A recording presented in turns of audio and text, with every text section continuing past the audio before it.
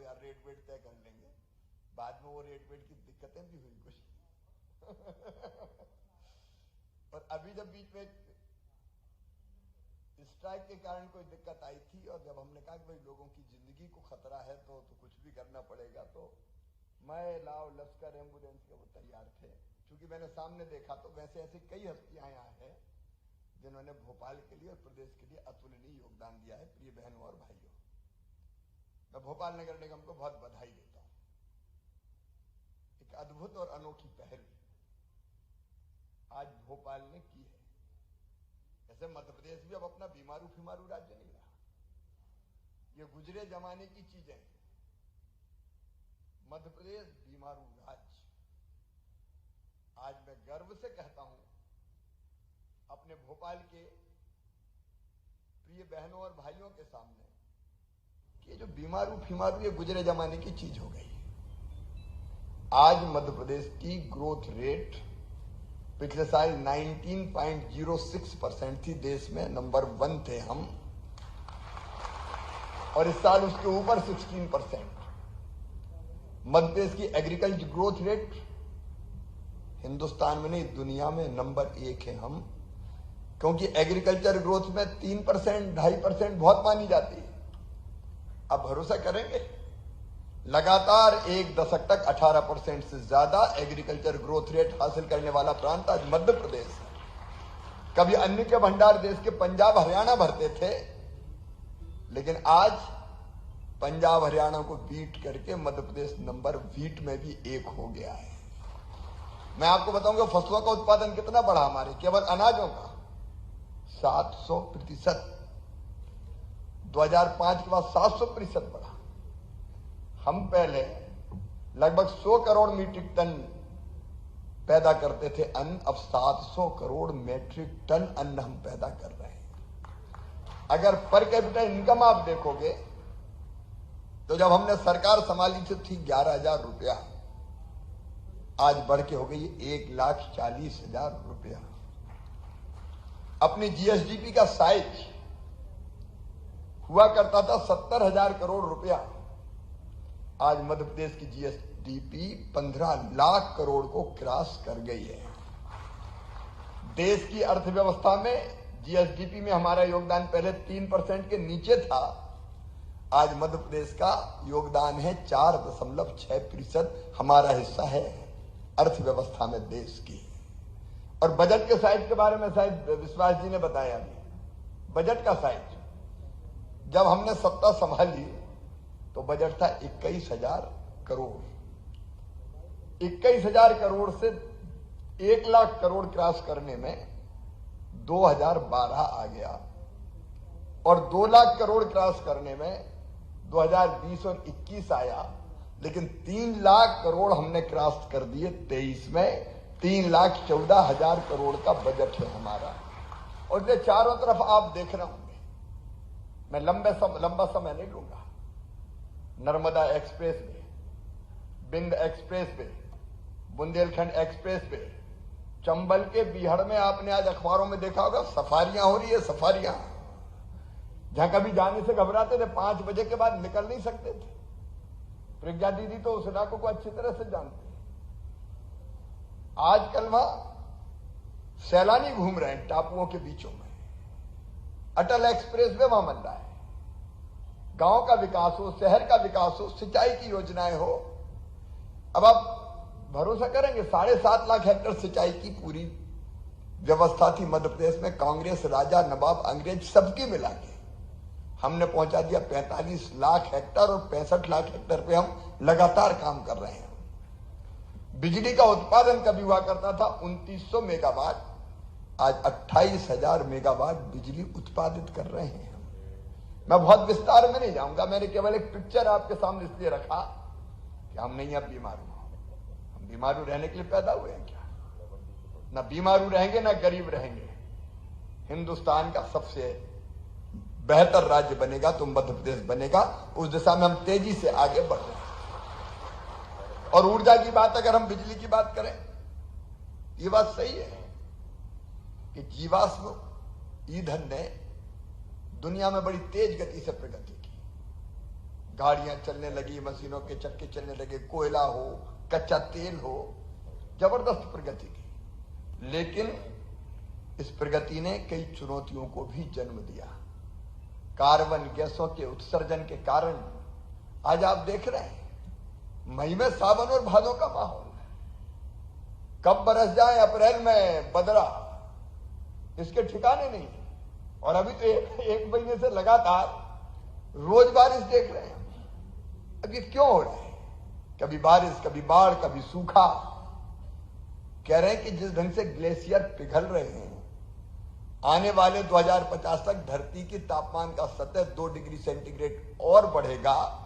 Glacier पिघलेंगे, समुद्र का पानी का स्तर बढ़ेगा और कुछ शहरों के तो अस्तित्व पर ही संकट आ जाएगा। एक ने अनेकों बीमारियों को, ये ग्लोबल वार्मिंग, क्लाइमेट चेंज, कई तरह के खतरों को उसने जन्म दिया है। और इसलिए आज जरूरी है कि हम आने वाली पीढ़ियों को, धरती को आने वाली पीढ़ियों के रहने के लायक बचाए रखें। उसलिए हमारे यशस्वी प्रधानमंत्री जी ने संकल्प लिया,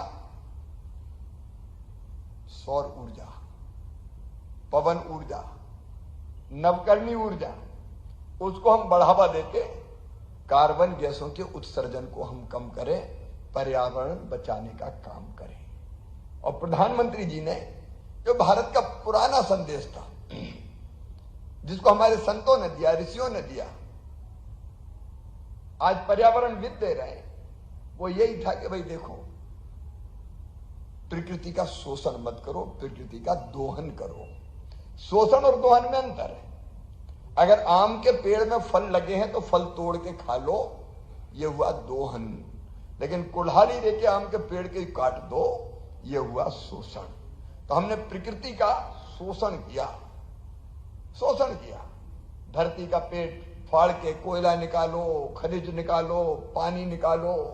अभी गर्मी में हम तीसरी फसल आ रही, तो इस बार तो कम पानी निकाला, नहीं तो हजार फुट नीचे भी लगाओ मोटर, निकालो पानी, निकालो पानी, निकालो पानी। तालाब वालाब धीरे धीरे खत्म होते चले गए, बहुत कम जगह बच पाए। इसलिए हमने जो किया उसका परिणाम आज हम भुगत रहे हैं। तो उसका परिमार्जन भी हमको ही करना पड़ेगा। और उसका एक बहुत सशक्त माध्यम है, हम जीवाश्म ईंधन का प्रयोग कम करें और गैर परंपरागत ऊर्जा के स्रोतों को बढ़ावा दें, ताकि धरती बढ़ सके। ये नगर निगम भोपाल की ये जो पहल है, केवल भोपाल के लिए नहीं, ये भारत को संदेश, क्योंकि पहला शहर ऐसा भोपाल बना है। अब पानी इनको देना है पूरे शहर में, नर्मदा जी से पानी खींच के लाना है। अब वो थे जिनके बारे में विश्वास कह रहे थे, उनने तो ये भी कह दिया था कि नर्मदा और छिपरा, किसी ने कहा मिलाओ, बोले इम्पॉसिबल, ये हो ही नहीं सकता। और यहां आपने विश्वास वो शब्द शायद कुछ गलत पढ़ लिया। उन्होंने ये कहा था कि घी नहीं, शराब से ज्यादा महंगा पानी हो जाएगा नर्मदा का लाएंगे तो। अब वो जिसके जैसे संस्कार होते हैं बेचारे, विश्वास उसको घी पे ले गया। लोग कहते थे इम्पॉसिबल है, ये असंभव है, हो ही नहीं सकता ये। हमने कहा असंभव शब्द हमारे शब्दकोश में नहीं है। नर्मदा का पानी केवल भोपाल की धरती पर नहीं आया है, पूरे मालवा में, पूरे निवाड़ में, गांव गांव में नर्मदा जी का पानी ले गए हम। लेकिन अब नर्मदा जी का पानी खींचते तो बिजली लगती है, और ये बिजली कोयले से बनने वाली थर्मल पावर ना रहे, ये बिजली सौर ऊर्जा से मिल जाए, पवन ऊर्जा से मिल जाए। मैं आपको उदाहरण देना चाहूंगा। हमने अभियान चलाया कि हम नवकरणीय ऊर्जा का प्रयोग करेंगे। एक जगह नहीं, कई जगह। दुनिया का सबसे बड़ा, अब नहीं कह रहा मैं, जब हमने उद्घाटन किया था, सोलर पावर प्लांट लगाया हमने रीवा में 750 मेगावाट का। उसके पहले एशिया का सबसे बड़ा लगाया हमने 135 मेगावाट का नीमच में। अब नीमच में लग रहा है, छतरपुर में लग रहा है, शाजापुर में लग रहा है, इसके बाद मुरैना में लगेगा। आपके अलग अलग इलाकों में जहां जहां संभावना है सूरज से बिजली बनाने की, उन परियोजनाओं पर काम कर रहे हैं। अभी परसों नरसों में ओमकारेश्वर गया था। ओमकारेश्वर बांध में पानी भरा है, अद्भुत है। कितनी सुंदर चीजें हैं, हमारे मध्य प्रदेश में कहीं को कल्पना ही नहीं है। स्विट्जरलैंड काय को जाना है, बरसात के दिनों में ओमकारेश्वर डैम चले जाओ, वहां सैलानी टापू बना हुआ है, इतना सुंदर है कि देखने वाले देखते ही रह जाते हैं। उनने जरा सा एक सेंटोसा बना दिया वहां सिंगापुर में, पागल की तरह सेंटोसा देखो, अरे अपने हनुमंतैया चले जाओ, वहां जाके देखो 980 स्क्वायर किलोमीटर का बांध हमारा है, खूबसूरत आइलैंड उभरे हुए हैं। लेकिन मैं बात कर रहा था ओमकारेश्वर की, वहां ओमकारेश्वर के बांध के पानी की सतह पे हम सोलर पैनल बिछा रहे हैं। सोलर पैनल बिछा के सूरज से हम बिजली बनाएंगे और पानी बचाएंगे, क्योंकि अगर सोलर पैनल ऊपर ना होती तो पानी भाप बन के ज्यादा उड़ जाता। पानी को भाप नहीं बनने देंगे और सीधे सोलर की बिजली हमको मिल जाएगी, आम के आम गुठलियों के दाम।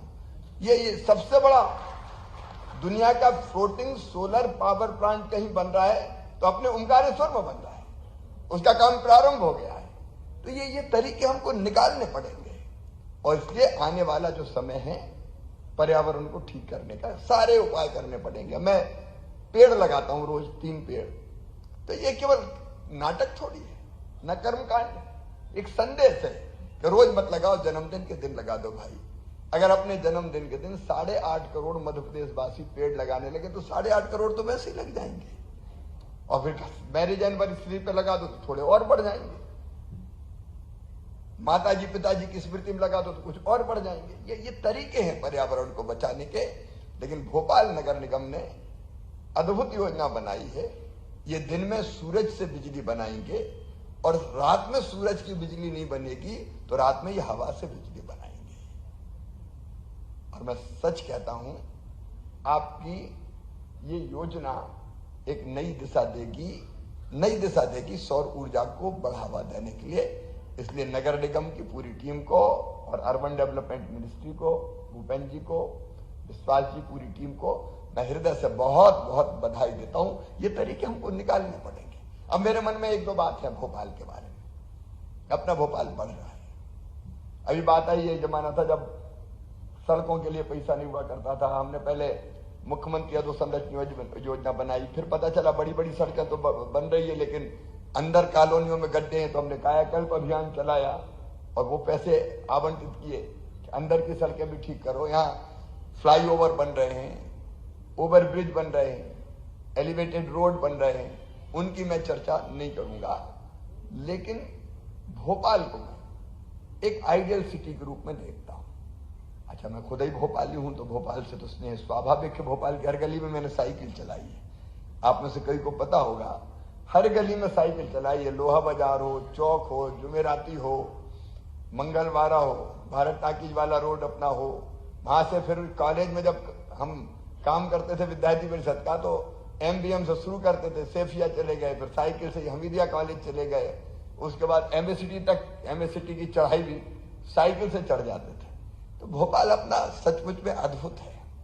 यहाँ का प्राकृतिक सौंदर्य देखते ही बनता है और इसलिए इंसान नहीं, टाइगर भी प्यार करते हैं भोपाल को। कई बार शहर में घुस के दहाड़ने लगते हैं शहर तक वो दस्तक दे देते हैं। हमको कुछ चीजों में और 2 चीजें, एक स्वच्छता के मामले में मैं चाहता हूं भोपाल नंबर 1 पर। और अगर नागरिक तय कर लें, इंदौर में क्या है, इंदौर में नागरिकों ने तय कर लिया कि इंदौर की इज्जत का सवाल है, भोपाल की इज्जत का सवाल बनाओ ना भाई, क्या दिक्कत है, हम में कौन सी कमी है। हमको स्वच्छता के मामले में इस बार जी जान से जुट के स्वच्छता में भोपाल को नंबर 1 बनाना चाहिए। ये चैलेंज भोपाली स्वीकार करें। बोले तैयार हैं? अरे जोर से बताएं, तैयार हैं? हम लोग संकल्प करें। कैसे नहीं होगा अपना भोपाल, क्या कमी है? बेहतर से हरे अपना। कई जगह अपने सीमेंट कंक्रीट का जंगल भी नहीं बनने दिया। बीच में स्मार्ट सिटी के नाम पे कोशिश हुई थी कि तुलसी नगर उधर भी मल्टी बना दे, मिलकर यहां मल्टी नहीं बनेगी, खुली हवा में भी सांस लेने दो भोपाल को। तो एक हम, दूसरा हम इस बात की शुरुआत, देखो सांची सबसे पहले दुनिया का, मतलब दुनिया की नहीं, मध्य प्रदेश की और भारत की सोलर सिटी 100% बनी तो सांची बनी है।